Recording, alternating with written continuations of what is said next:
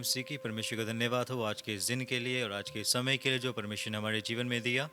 और सचमुच ये एक बहुत सौभाग्य की बात है कि हम परमेश्वर के चुने हुए और परमेश्वर के बुलाए हुए, परमेश्वर के द्वारा इस संसार से अलग किए हुए लोग हैं कि हम एक सच्चे और जीवते परमेश्वर की आराधना करते हैं और उसकी उपासना करते हैं। और आज कुछ समय के लिए मैं वचन से कुछ बातों को आपके सम्मुख रखना चाहूँगा। और उस वचन से जो हम देखेंगे वो है यहूदा की पत्री से। अपने बाइबल की ओर ध्यान देंगे, यहूदा की पत्री उसका पहला अध्याय और उसके पहले वचन की ओर पढ़ेंगे। और जब उस वचन को पढ़ने से पहले मैं इस पत्री के बारे में एक छोटा सा इंट्रोडक्शन आपको परिचय करवाना चाहूँगा कि यहूदा की जो पत्री है वो यहूदा के द्वारा लिखी गई है। और जो यहूदा है वो प्रभु यीशु मसीह के भाइयों में से एक था। और ये जो पत्री है ये उस समय लिखा गया है जिस समय मसीह लोगों के ऊपर, एक कलीसिया के ऊपर एक बहुत बड़ा अत्याचार था।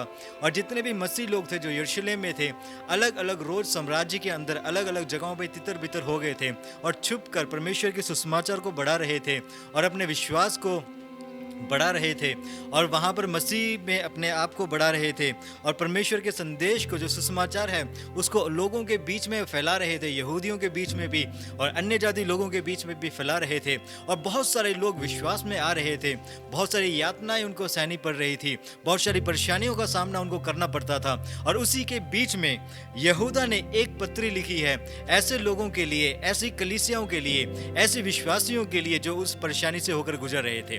और पहले अध्याय के पहले वचन में, एक ही अध्याय है और इसके पहले वचन में जब इसमें पढ़ते हैं, वहां पर बाइबल में इस प्रकार से लिखा है कि यहूदा की ओर से, जो यीशु मसीह का दास और याकूब का भाई है, उन बुलाए हुओं के नाम जो परमेश्वर पिता में प्रिय और यीशु मसीह के लिए सुरक्षित है।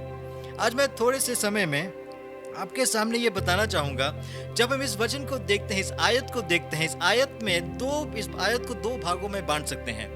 पहले भाग में यहूदा अपना एक परिचय दे रहा है कि वो कौन है। कहता है यहूदा जो यीशु मसीह का दास और याकूब का भाई है।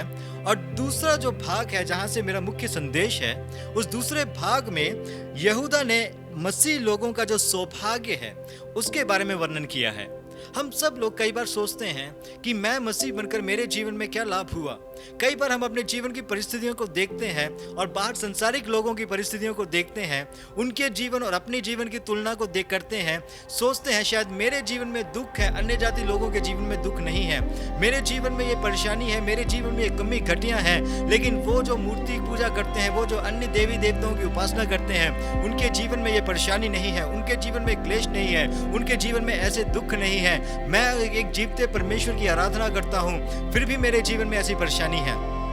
शायद ये सवाल पहले सदी के कलीसिया के अंदर भी उठाया होगा और इसी के जवाब में यहाँ पर यहूदा ने 3 सौभाग्यता के बारे में कहा है। जो एक मसीह है, एक विश्वासी है, या जो एक कलीसिया का सदस्य है, जो जीवते परमेश्वर पर विश्वास करता है, उसके जीवन की क्या सौभाग्य है।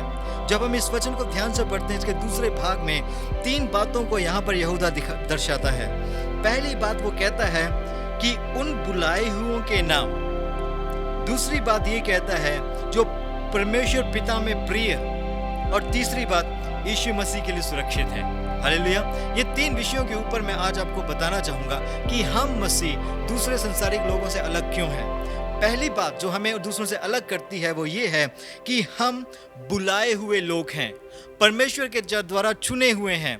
जब हम इस वचन को देखते हैं तो हम कलीसिया शब्द जो है, उसका जो ग्रीक वर्ड है एक्लीसिया, उसके जब हम वर्णन करते हैं या फिर उसको जब विभाजन करके पढ़ते हैं तो उसको देख सकते हैं। कलीसिया का मतलब है बुलाए हुए लोगों का एक समूह, एक कॉल्ड आउट पीपल, जो चुनकर, जो एक उद्देश्य के साथ बुलाकर अलग किया गए हों।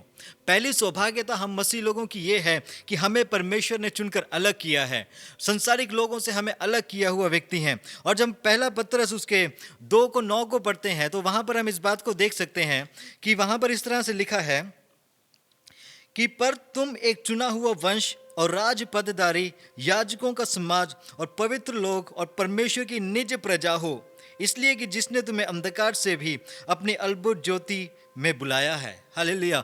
हम केवल एक ऐसे संतान हैं जिन्हें, जब हम यूहन्ना रचित सुसमाचार पढ़ते हैं, वहाँ पर एक वचन में लिखा है कि जिन्होंने यीशु मसीह पर विश्वास किया उन्होंने परमेश्वर के पुत्र और पुत्री होने का अधिकार दिया। केवल हम चुने हुए लोग हैं। पहली सौभाग्य जो हम लोगों का है वो ये है कि हम चुने हुए लोग हैं। परमेश्वर ने हमें चुनकर अलग किया है अपने राज्य, अपने संतान और अपने वारिस होने के लिए। परमेश्वर ने हमें चुनकर अलग किया है। इसलिए कभी हम अपने आप को कमजोर ना समझें, कभी हम अपने आप को त्यागा हुआ ना समझें, कभी हम अपने आप को लाचार ना समझें, कभी हम अपने आप को हारा हुआ ना समझें। क्योंकि इस संसार में अगर कोई ऐसा कौम है जो मसीह का कहलाएगा, अगर ऐसा कोई वंशज है जिसे परमेश्वर अपनी निज प्रजा कहती है, वो आप और मैं हैं, जिनको परमेश्वर ने चुनकर अपने लिए अलग किया है। आगे बढ़ते हैं हमारी दूसरी सौभाग्यता की ओर। हमारा जो दूसरा सौभाग्य जो परमेश्वर से हमें मिलता है वो ये है, इसी वचन के आगे जब पढ़ते हैं उसमें लिखा हुआ है कि हम परमेश्वर में प्रिय जाने गए हैं। हालेलुया, परमेश्वर में प्रिय हैं। परमेश्वर ने हमसे प्रेम किया है। हमसे परमेश्वर प्रेम रखता है। हमसे प्रेम करने वाले संसार में कोई हो या ना हो।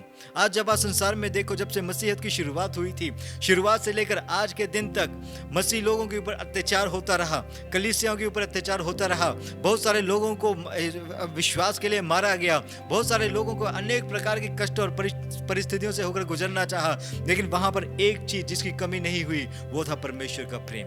परमेश्वर आज भी हमसे प्रेम करता है। हम परमेश्वर के द्वारा प्रेम किए गए हैं। और यूहन्ना रचित सुसमाचार उसके 15 अध्याय उसके 9 वचन को जब हम पढ़ते हैं, वहां पर इस तरह से लिखा है कि जैसे पिता ने मुझसे प्रेम रखा वैसे ही मैं तुमसे प्रेम रखता हूं, मेरे प्रेम में बने रहो। हालेलुया, परमेश्वर हमसे प्रेम करता है। हालेलुया, परमेश्वर हमसे प्रेम करता है। और परमेश्वर के प्रेम हमें यही सिखाता है कि चाहे हमारे जीवन में जो भी कष्ट आए, जो भी क्लेश आए, लेकिन परमेश्वर कभी हमारा हाथ नहीं छोड़ता, वो कभी हमारा साथ नहीं छोड़ता।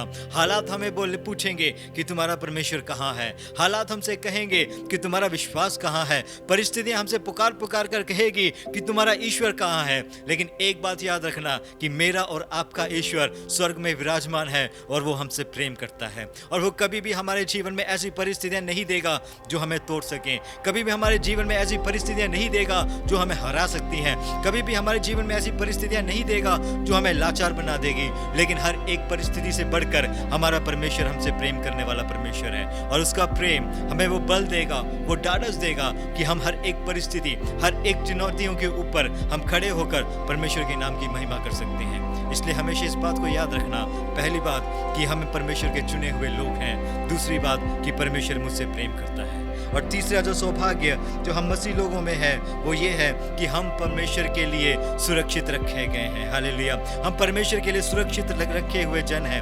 हम ऐसे लोग हैं जिनको परमेश्वर ने चुनकर अपने लिए अलग किया है और आने वाले समय के लिए अपने लिए चुनकर रखा है। जब हम वचन को पढ़ते हैं, मत्ती रचित सुसमाचार उसके 5 अध्याय उसके 13 और 14 को वचन को पढ़ते हैं, वहां पर परमेश्वर ने 2 बातें कही हैं। परमेश्वर ने कहा, पहली बात ये कहा कि तुम पृथ्वी के नमक हो, और दूसरी बात परमेश्वर ने ये कहा कि तुम इस जगत के ज्योति हो। हालेलुया, हमें अपने आप को सौभाग्यवान समझना चाहिए कि परमेश्वर ने हमें नमक और ज्योति बनकर परमेश्वर ने हमें अलग किया है। यहाँ पर अगर नमक की खूबियों को हम देखें तो नमक की बहुत सारी खूबी होती है। नमक की खूबी ढेर सारी हैं। वो एक प्रिजर्वेटर की तरह इस्तेमाल किया जाता है। वो कई वस्तुओं को बचाने में, सुरक्षित रखने में इस्तेमाल किया जाता है। लेकिन मैं नमक की एक खूबी मैं आप लोगों के सामने आज बताना चाहूँगा कि हम सब लोग जब घर में सब्जी बनाते हैं, हम नमक जब डालते हैं, नमक कभी भी हम सब्जी के हिसाब से नहीं डालते। नमक की मात्रा हमेशा सबसे कम रहती है। जितना भी उसमें मसाला डलता है, उन सारे मसालों से सबसे कम मात्रा में जो डलता है वो है नमक। लेकिन उस कम मात्रा में डाले हुए नमक वो सारी सब्जी का जो है टेस्ट एकदम से अच्छा कर देता है। और अगर सब्जी में नमक कम हो तो उसमें टेस्ट नहीं आता। मेरा कहने का मतलब ये है कि अगर हम अपने देश में देखें, मसीह समाज बहुत ही कम है।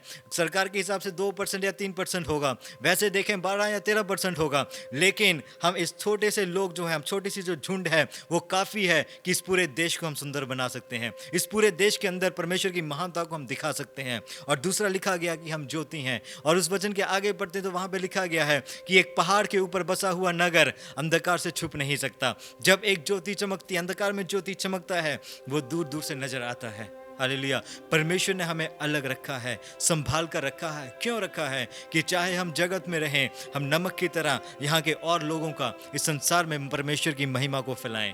और दूसरी बात जो परमेश्वर ने इसलिए रखा है कि इस अंधकार ज्योति के अंदर, इस अंधकार जगत के अंदर हम एक ज्योति का काम करें। यहाँ पर रहते हुए हम परमेश्वर की ज्योति को लोगों तक फैलाएं। और जब हम पहला थिस्सलुनी उसका 14 अध्याय और उसके 4 के 14 से लेकर 17 वचन तक पढ़ते हैं, तो वहाँ पर हम देख सकते हैं, क्योंकि यदि हम विश्वास करते हैं कि यीशु मसीह मरा और जी उठा, तो वैसे ही परमेश्वर उन्हें भी जो मसीह में सो गए उसी को साथ ले आएगा। क्योंकि हम प्रभु के वचन के अनुसार तुमसे कहते हैं कि हम जो जीवित हैं और प्रभु के आने तक बचे रहेंगे, सोए हुए में से भी आगे बढ़ेंगे और जी उठेंगे। हालेलुया।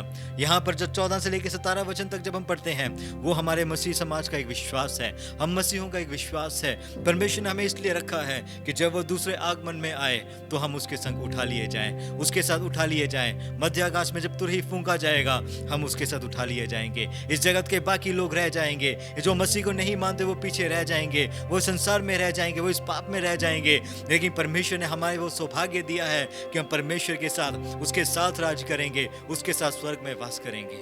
इसलिए मेरे प्रिय भाई और बहनों, जितने हम लोग इस वचन को सुन रहे हैं, मैं आपसे ये कहना चाहता हूँ कि हम कोई छोटे या गिरे हुए या तुच्छ जाने हुए प्रजा नहीं है। हमें अपने सौभाग्य को समझना है। हम कोई ऐसे लोग नहीं हैं, हम कोई नीच जात के नहीं हैं, हम कोई गिरे हुए नहीं हैं, हम कोई त्यागे हुए नहीं हैं। इस संसार में अलग अलग प्रकार से हमें बोला जाएगा, अलग अलग नाम, अलग अलग बातों से द्वारा हमारा मजाक उड़ाया जाएगा। लेकिन एक बात याद रखना कि ये 3 सौभाग्य जो परमेश्वर का वचन हमें सिखाता है, पहली बात ये है कि हम परमेश्वर के चुने हुए जन हैं। दूसरी बात ये है कि परमेश्वर हमसे प्रेम करता है, हम परमेश्वर के प्रिय जन हैं। और तीसरी बात ये है कि हम परमेश्वर के, हम रखे गए हैं, हम सुरक्षित रखे गए हैं कि यीशु मसीह के साथ आने वाले टाइम पे परमेश्वर के साथ, उसके आगमन में उसके साथ रहें और उसके साथ हम राज करें। इस छोटे से वचन के द्वारा परमेश्वर हमें आशीष दे।